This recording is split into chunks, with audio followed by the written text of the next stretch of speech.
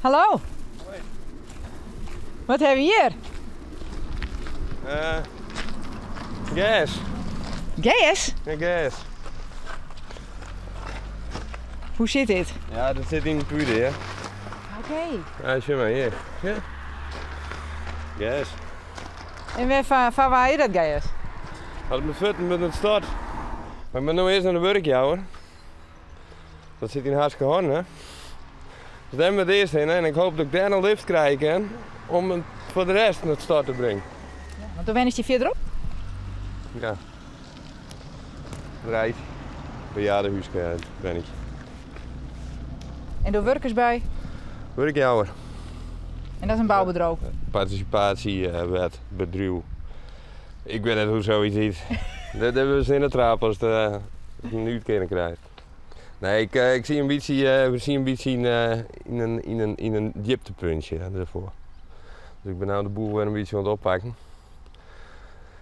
En nou ja, vandaar. Eerst wat vrijwilligerswerk dan straks geen ook een lastcursus doen. Is het moeilijk om de boel weer op te pakken? Nou, wel een beetje. Ik had in een kraakpand wennen, nou zit ik in een hierhuis, dus wat de fuck hé.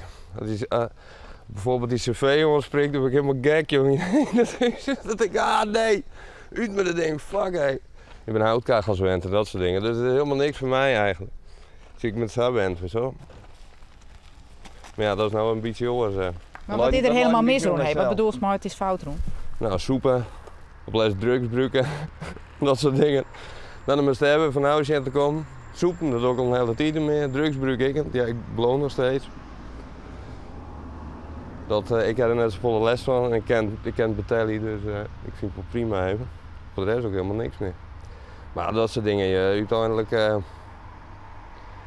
wist je zelf niet iets meer. Je wist niet iets meer hoe zelf ik over in mijn koor steek. Dus ik mezelf weer ontkennen leren. Van, nou ja, dat wist ik net dat het zo werkte.